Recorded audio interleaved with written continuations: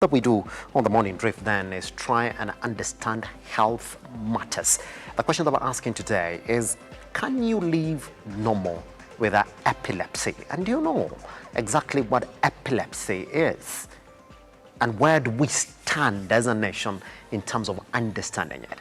From a family level all the way to next morning that we do have individuals in the studio who exactly understand what that is from a control perspective to living examples. Let me introduce then the guest that we have today. We are joined by Evaline Kamau, who is a person living with epilepsy. Evaline, how are you doing? I'm fine, thank you. Happy to have you around. Thank you. Fantastic. We are also joined by Frederick Beuchi. I'm going to not introduce him is fully on exactly what he does, but once it comes into asking him those questions on a control perspective and understanding where we are as a nation, I'm going to give you his full title. But for now, let me just introduce him as Frederick Beuchi then. And once we get to those questions, I will be telling him exactly what it is that you do so that now we best sit from that perspective. How are you doing, Frederick? I'm doing good. Thank you so much for having me. Fantastic. Happy to have you around. Good. Let me introduce this conversation.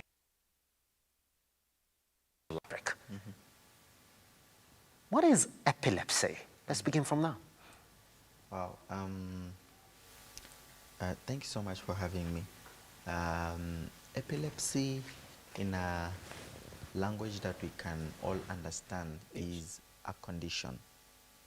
And I want people to understand it as a condition and not necessarily as a disease. We gotta get basic. Yeah. It's a condition. It's a condition. Not necessarily a disease. Yes. Hold on. A disease is not necessarily a condition as well. Yes. The reason why I'm saying it's regarded as a condition, it's because anyone at any point of their lives, they can get epilepsy. And now that gets us into answering the question, what then is epilepsy? It is a condition that is brain damage. So if somebody gets an injury or a damage of the brain, they are at a risk of getting the condition, which is epilepsy. Yes. And there are so many things that can cause brain injury or brain damage. For epilepsy in particular, we talk of injuries that can be caused either by accidents. Somebody gets an accident and they have an injury of the head that goes deeper to touching the brain. They can be at risk of getting epilepsy. We have birth complications, especially for children. And this is where we most of the time say that when a mother is expectant and they're just about to, not just about, when they are expectant, they really need to for the baby to be checked in the clinics, the antenatal and postnatal care. Yes. Because so many things happen when they are about to give birth or when they are even giving birth, the complications of delay or a child being born and then there is a delay of them crying and all that stuff, that can also affect the brain. We have diseases or infections that can also cause a damage of the brain. We talk of cerebral malaria. As I sit here today, apart from being an activist in raising awareness for epilepsy, I'm also a caregiver Yes. of a sister who has epilepsy. And she got epilepsy after suffering cerebral malaria. Cerebral malaria is treatable, but if it has in the brain, then it leaves somebody also at a risk of getting epilepsy. We have meningitis. That is also another disease that can damage the brain and it can also give somebody or leave somebody at a risk of getting epilepsy. So anything that ends up affecting the brain can put somebody at a risk of getting epilepsy. But we also want to be clear enough and say there are so many other conditions also that come with somebody getting an injury or a damage of the brain. When you talk of all these mental health cases, they are also in reference to a damage or an effect of the brain, either having had an injury. So we don't want to put people into a panic mode even as we start this conversation. The fact that maybe somebody had an accident and they had a head injury, Yeah. we are almost telling them that That you they're gonna might get be having epilepsy. epilepsy. Yeah. No. And that's why we have doctors, we even have machines, people can go, it can be determined which part of the brain has been affected, Yes. and what type of epilepsy they have. Fantastic. Now, let me then introduce you officially just before I cross over to Evelyn so that we get the story. Now, you're the National Secretary for the National Epilepsy Coordination Council or Committee. Yes. Good. Let me get this perspective. And every time I have conversations on health, I keep on referring to the advancements we've made in other areas. Case in point, polio. Case in point, malaria treatment in this country. Case in point, we are now making proper steps towards this country. You give a very simple definition, Frederick. They say, well, not everybody who has a brain damage is going to get epilepsy. Do you feel that we as a country are also recognizing the importance of, number one, passing information to even the parents, to even families now, the same way we pass this information about HIV, about other diseases, to these families now, so they can actually get to understand epilepsy and how we can then, number one, live with it, and number two, avoid it as well in entirety. Yeah, I would say this, the biggest burden in epilepsy care and management actually has been awareness. There has been a very big gap in terms of understanding what epilepsy really is. I mean, the first time personally I was knowing something about epilepsy, I'm taken back to the Bible, actually the film about Jesus. And when he was doing the miracles, at some point a boy was brought to him, and this boy was said to have epilepsy. But the Bible, I think that's in Matthew chapter 14, it says when Jesus stood by the boy and his shadow was cast on the boy, the demons of epilepsy left the boy. So there are a lot of myths and misconceptions around epilepsy. And that has not given us an opportunity now to say what epilepsy is and what epilepsy is not. So many people know about this condition, epilepsy, but they know it from a perspective of what they have had in their communities, and that has been taken as the gospel truth. Even if you tell somebody this is a medical condition like any other, no matter how learned they are, and I say this with, a lot of confidence because I have even engaged professors and even some of them who are doctors, yet they tell you when it comes to epilepsy, you need to seek other means and forms of management and care and not necessarily medical, because and it's purely lack of information. Isn't it? Yes. Yeah. Very much. I'll be coming back to you then, so we get to delve into even how to care and all that. Evelyn, now our topic today is essentially living normal with epilepsy. Now, I will tell you that when we floated this topic, even within the newsroom, within the editorial desk, I don't think this topic essentially confers any meaning, because I've never seen somebody living a normal life with epilepsy. And we say, but then they're living, so we gotta really ask whether it's actually possible for you to live normal with epilepsy. I'm looking at you. And right now, if I go outside there and tell people that, well, you see, this is a person living with epilepsy, some of them will say, no, they don't look like her. Could you give us your story? How far back does your journey with epilepsy begin? Thank you so much, Simba. My journey started in 2018, just recently. Just recently? Yeah. Yeah, that's like 4 years ago. Yeah. Yeah. Of course, as Fred has put it, because of the myths and the misconceptions, initially I didn't get the right information on how to handle it. Of course, and according to what we knew back then when we were growing up, epilepsy is a condition, or it's a disease rather, because we knew gonjwa. Yeah, disease, right? Yeah. And there was so many myths around it. A disease that is only gotten, you're born with it, you don't get it when you're an adult, right?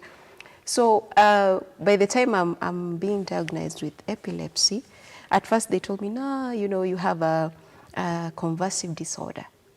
That was the term they used initially. And I was thinking, a convulsive disorder, what are you talking about, right?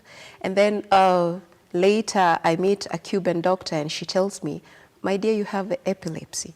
And then I'm looking at her like, you're crazy. How does that even happen? Yeah. You know, I'm an adult. This thing starts from childhood, right? Yes. So as much as I was experiencing the whole thing, I didn't want to put a label on it.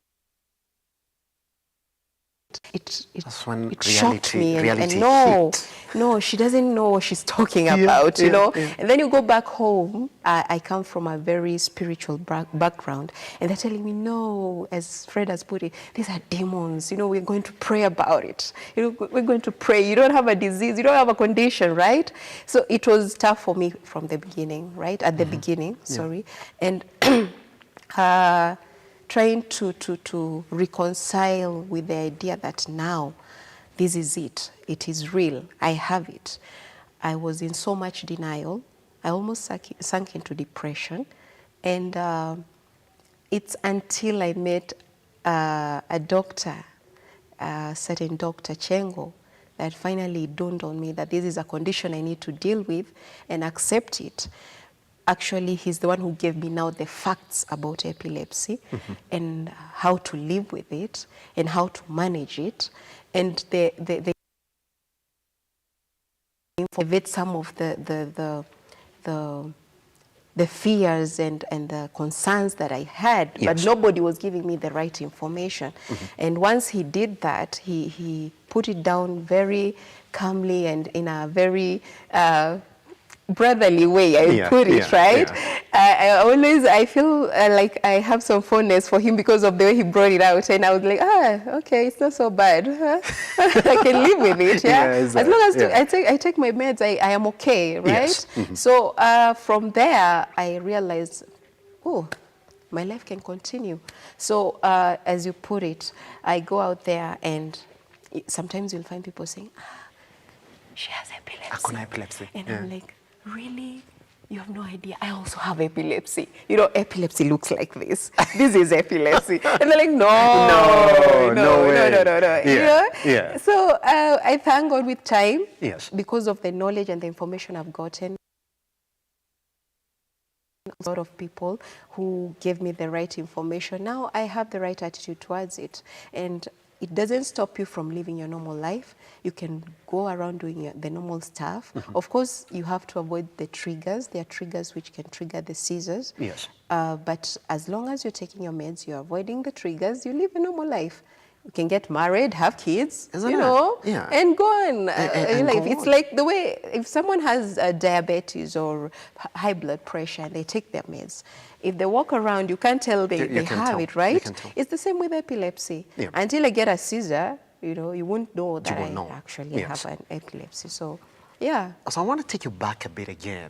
Let's go back to 2018. That's when you're really trying to come to terms with the fact that now you also are an epilepsy patient. And so the journey, I think, was how then should I live with it? Yeah. You talk to us through the struggle. You're fully conversant of your condition, and you know exactly what to do, you know what your triggers are, you know exactly how to live with it, cope with it, to put it like that. Yes.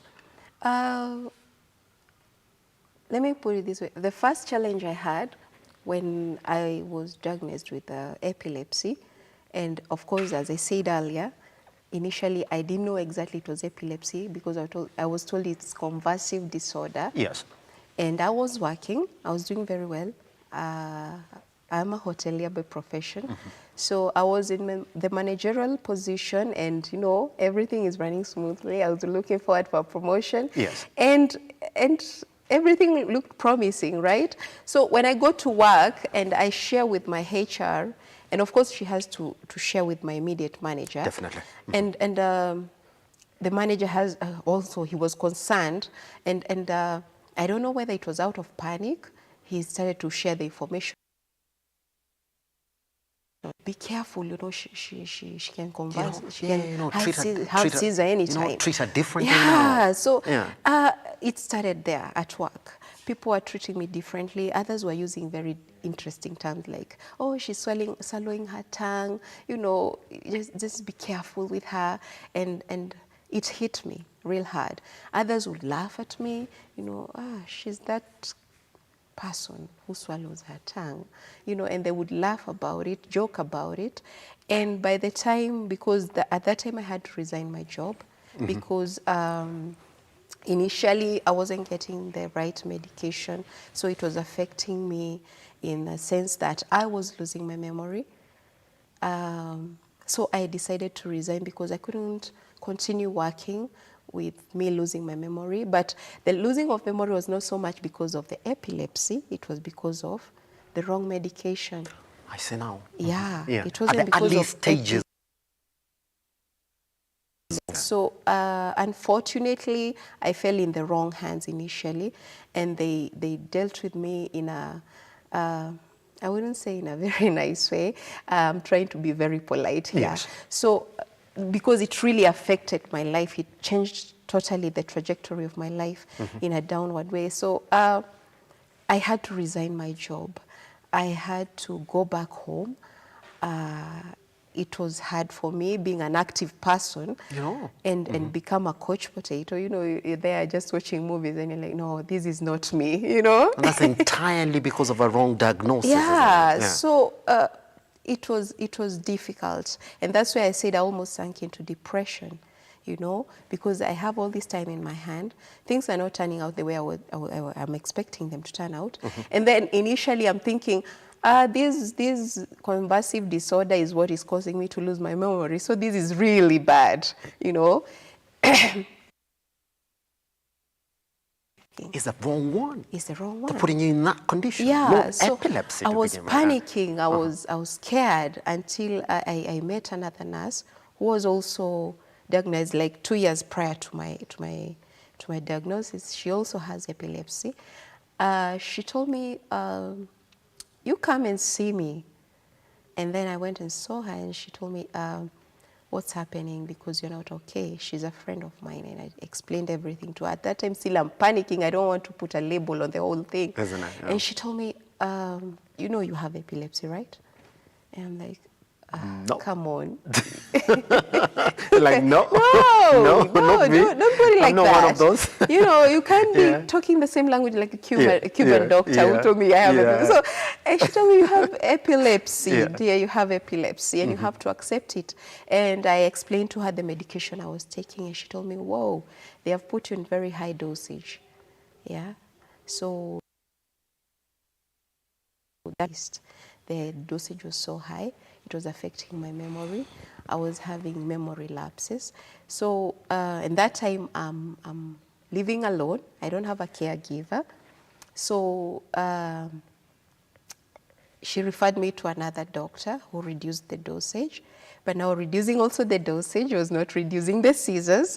So I was just in there, in between seizures and wrong medication. You know, it was a roller coaster. So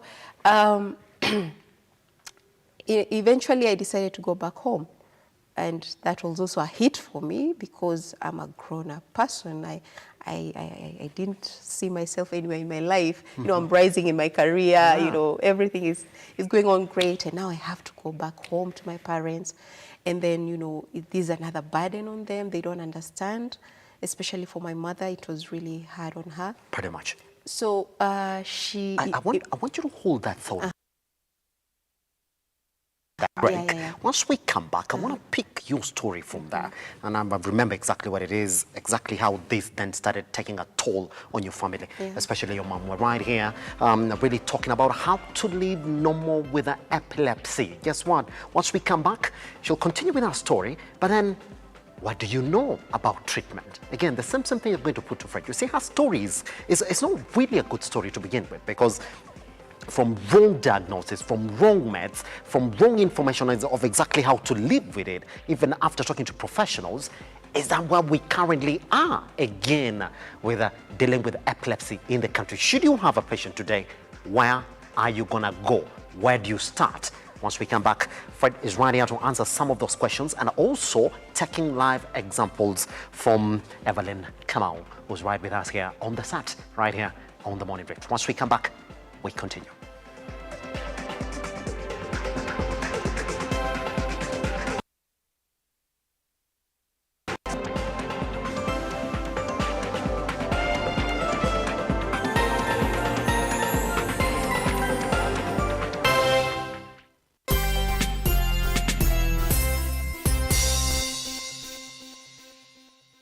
Are you a junior secondary school, a college, a TVET institution or a university, and you want to advertise your intake?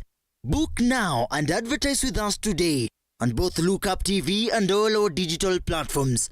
Call us today on 011 0430 158, 011 0430 158, or email us on sales@lookuptv.co.ke.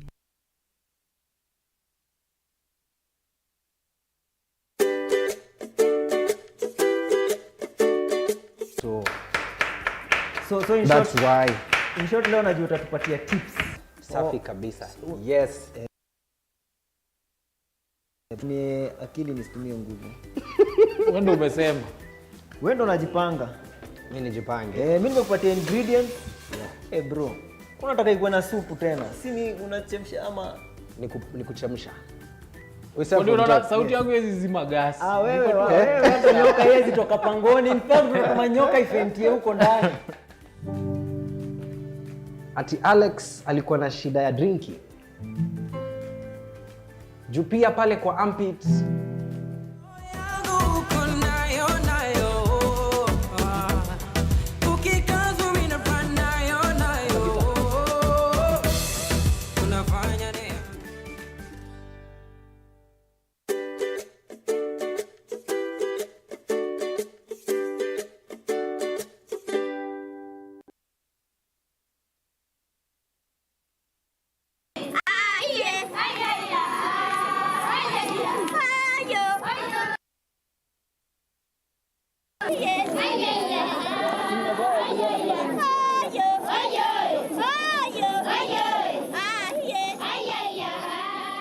We know the drought has affected over 24 counties and Laikipia is one of them.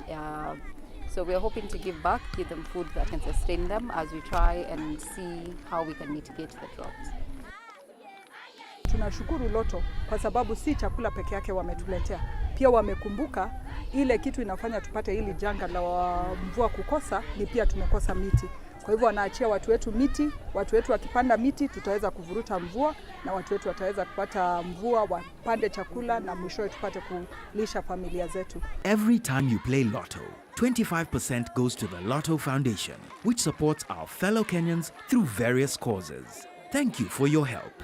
Together, we are changing lives.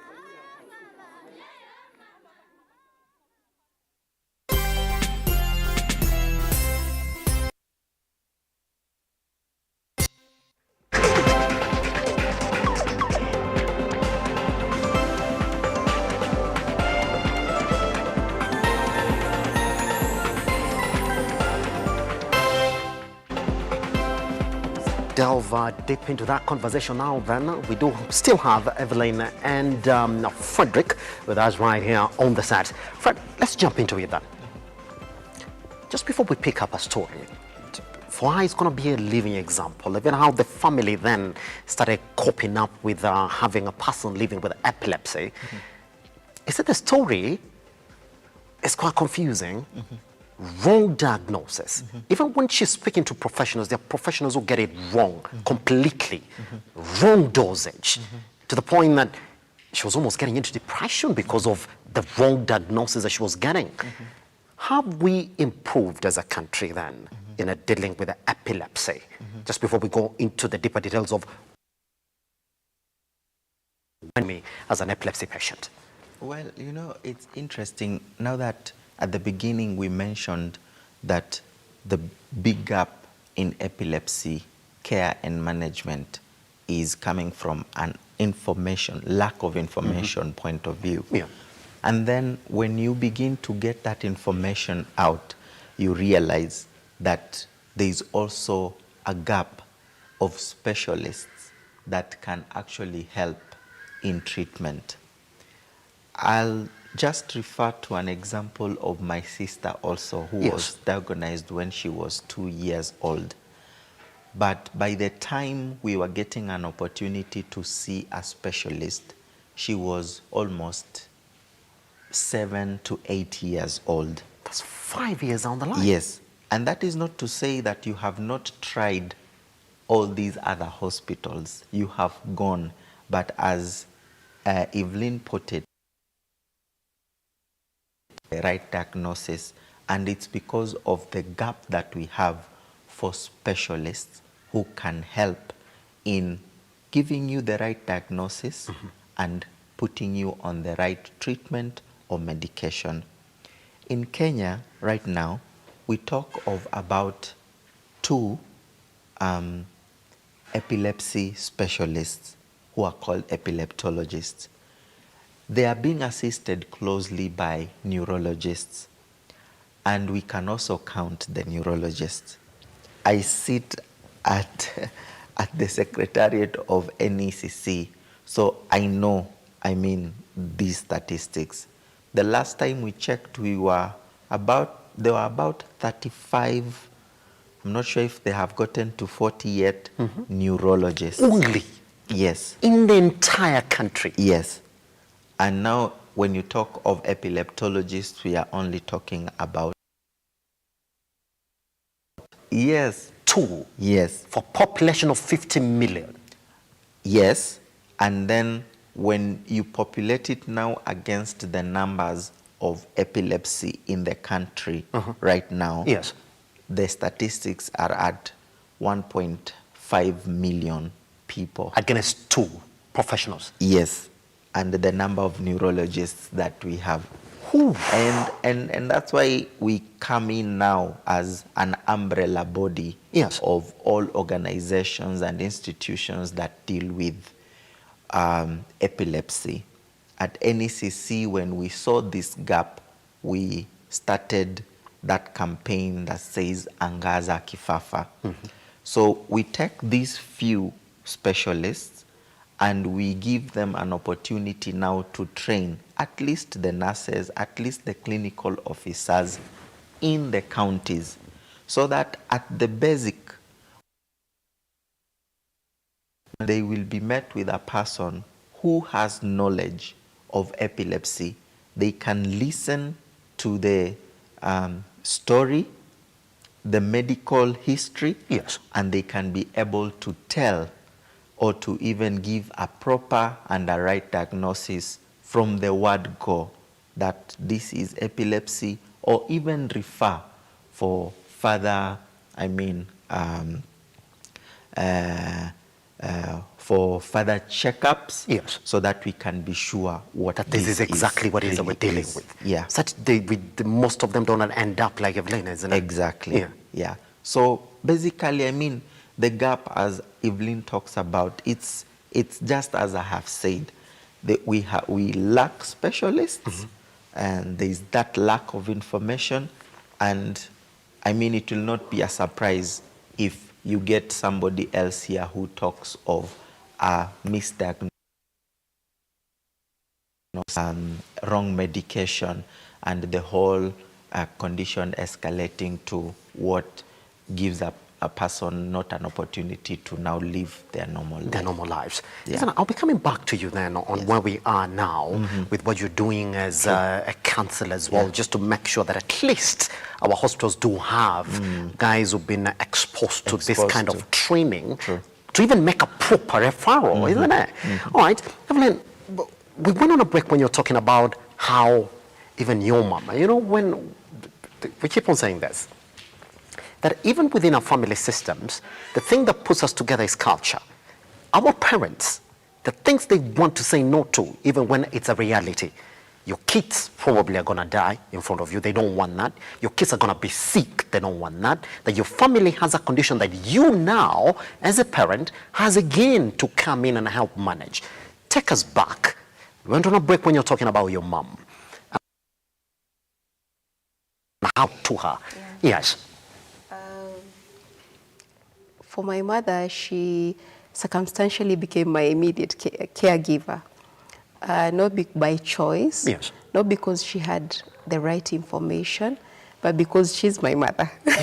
You know, and when I returned home, I could see the toil it was taking on her.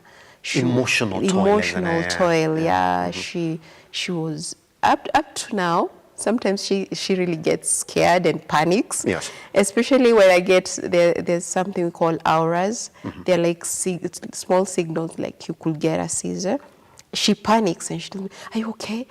Are you sure you're okay?" You know, I can see it written all over her face. So it was difficult for her as well to now. She didn't know how to handle me. The only thing she could do is pray and tell me, "You're gonna be okay."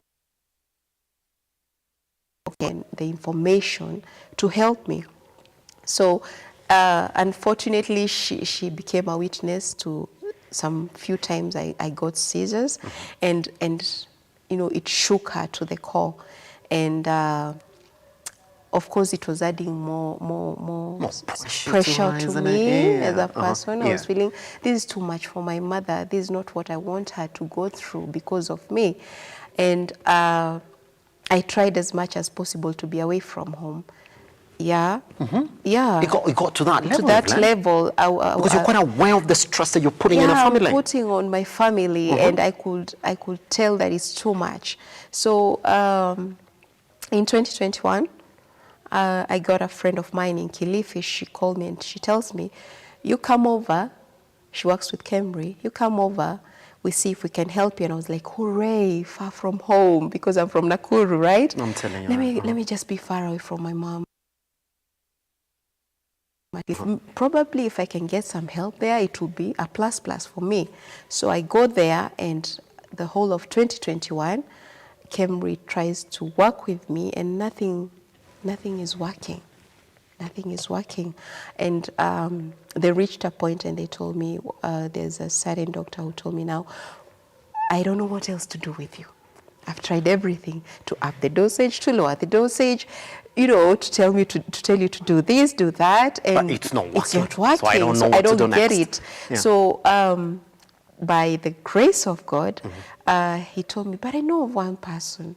You should go and see him, and maybe he can give us the last opinion on this." And I'm like, I'm so tired. Another doctor, you know. Of course, you've seen countless of them that are not giving you any solution. Yeah, so 3 years down the line. You're telling me another doctor? Yeah. So I was like, okay, fine. Okay. We want. So I go to Malindi and I meet Dr. Chengo. Dr. Chengo is one of the 2 epileptologists who have been mentioned here. See, that's the thing. Yeah. Just, there's one and then there's him. Yeah, so I meet Dr. Eddie Chengo, and we sit down. I tell him what I've been taking and what they've been putting me on, and he's like, okay. He didn't want to scare me, and he didn't want to make me feel like I've been in the wrong hands. So he was so kind, and he told me, I think we should try some other medication since this one is not working. Yes. So he changes my medication. He weaned me off the previous medication and put me on new medication. And then he told me, I'll monitor you and you tell me how you're doing, right? And then we got into a conversation. He asked me, what are your triggers? And I'm like, what are you talking about? What are you talking about? Are there triggers? Are there triggers? Yeah. Yeah. In a coffee addict, right? So I'm told, coffee can be a trigger. And I'm like, coffee, my favorite, no. Cappuccino, no.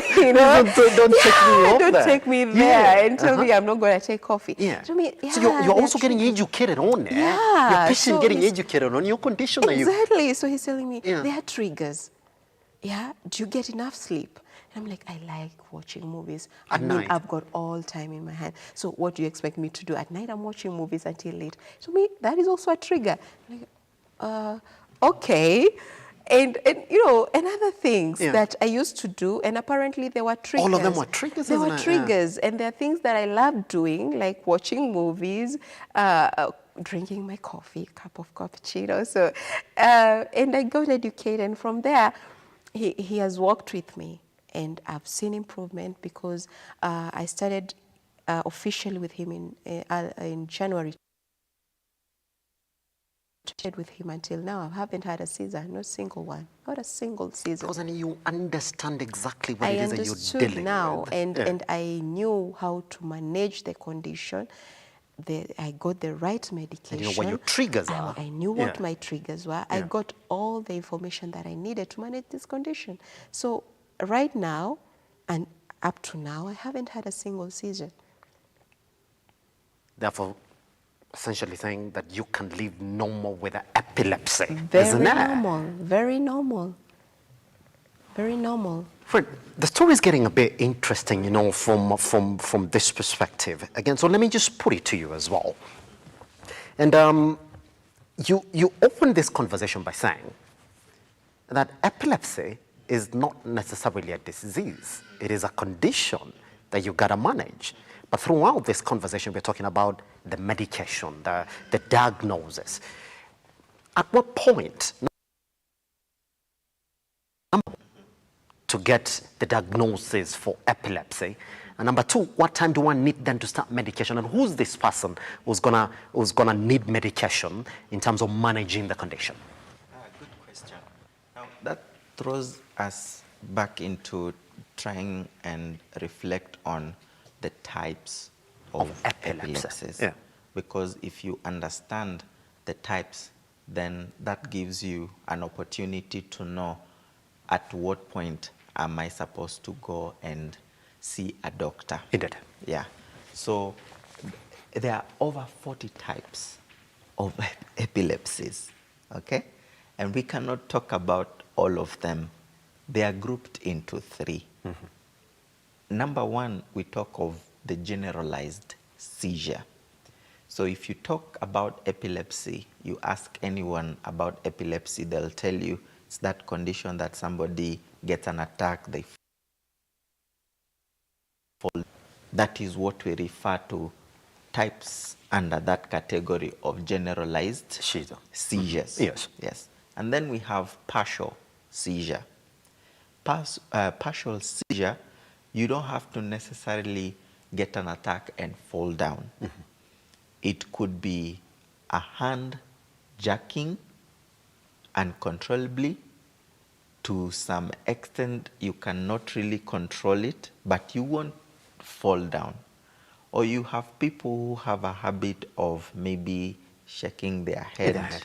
Yeah. Or maybe they are standing giving a speech and they are tapping their feet. Yes.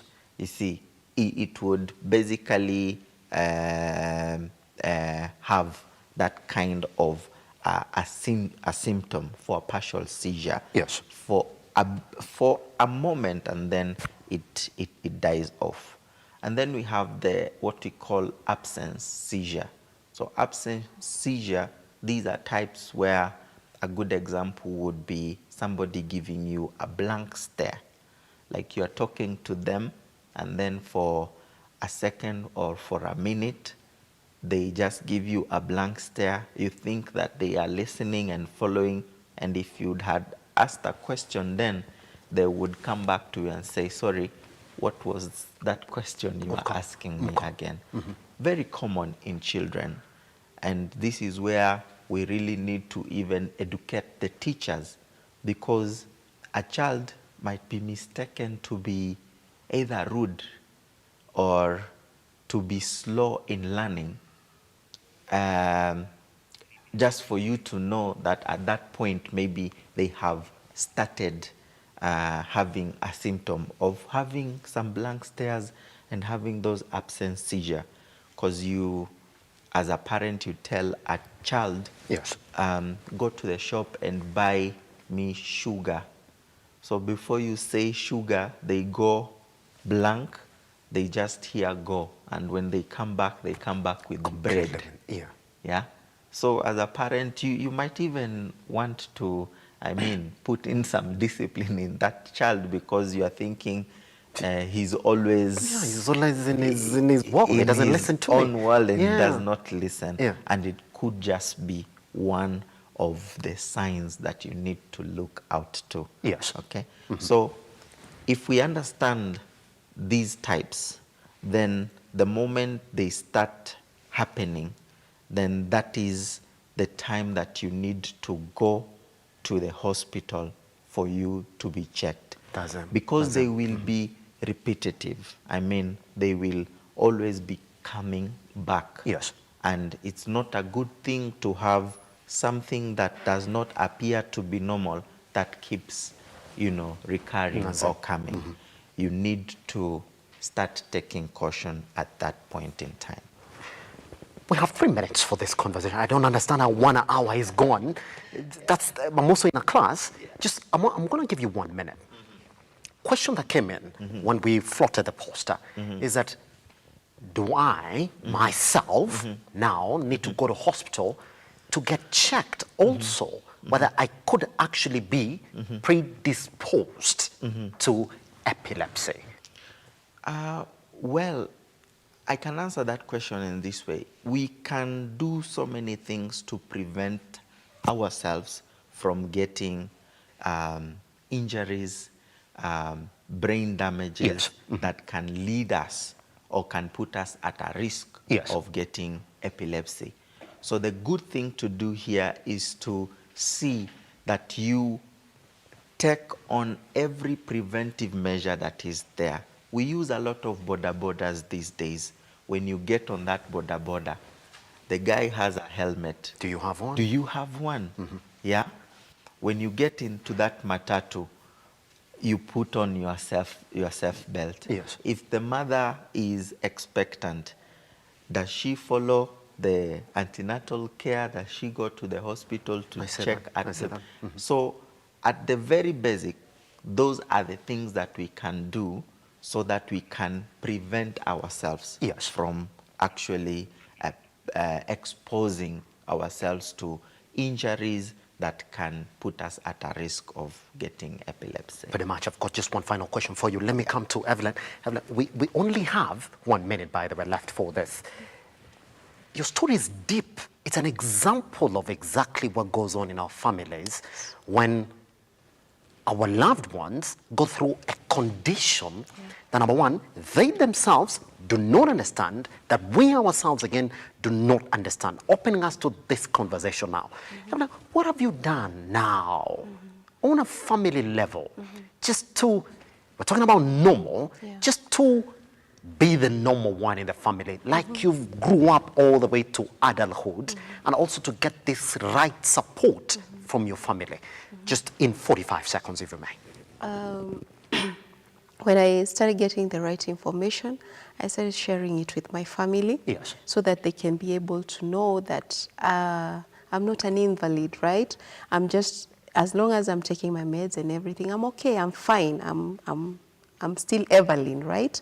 And also it prompted me to opening my eyes to other people in my community who who are going through the same and they don't have the right information.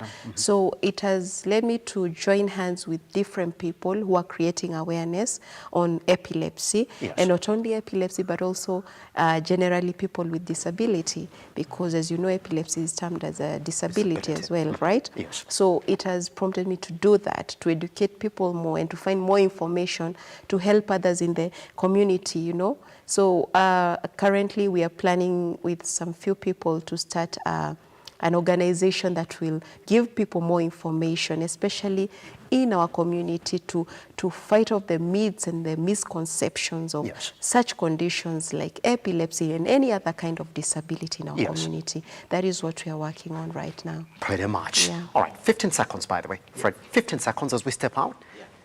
I would like to think as a council that you're also urging the government then to increase the number of professionals that deal with epilepsy in the country. Are we making advancements? 15 seconds, if you may. We are so far, and it's good to understand that epilepsy, apart from being a disability, it's also under the non-communicable diseases. True. With cancer, diabetes, and the like. Yes. So our call actually is when they are making up the budget and these other conditions are also given an upper hand, there is a good cut for that.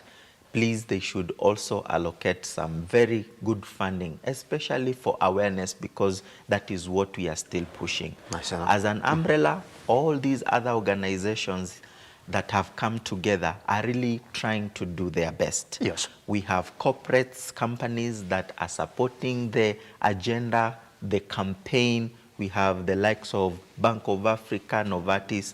All those are pushing for actually seeing that epilepsy comes out of the shadows. So there's still a lot to be done, but so far so good, even as we prepare for the International Epilepsy Day on Monday. Yes. This Saturday, we will be at Karura.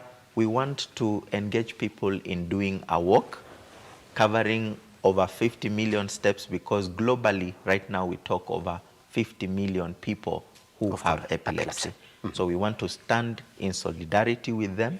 You can join us at Karura this Saturday from 7 to take on that walk so that we can continue to support and raise awareness about epilepsy. Pretty much. Is no better way to end that conversation. Now you do know, by the way.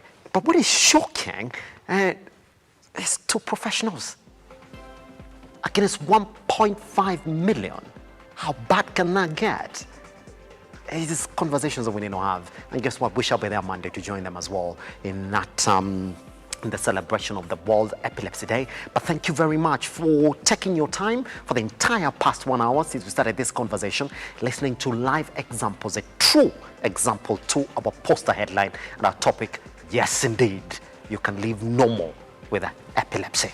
All right, we take a short break. Once we come back, Ian Kitani and I will be taking you straight to what is trending this morning and also the bigger stories that we are going to cover today. Good morning.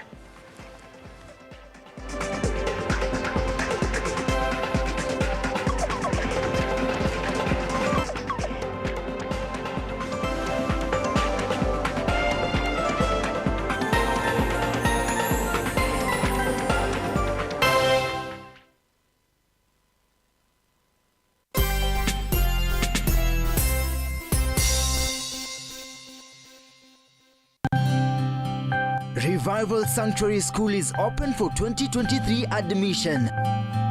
We offer CBC classes from playgroup, PP1, PP2, grade 1 to 6, and the 844 curriculum from standard 7 to 8. Do not miss out the opportunity.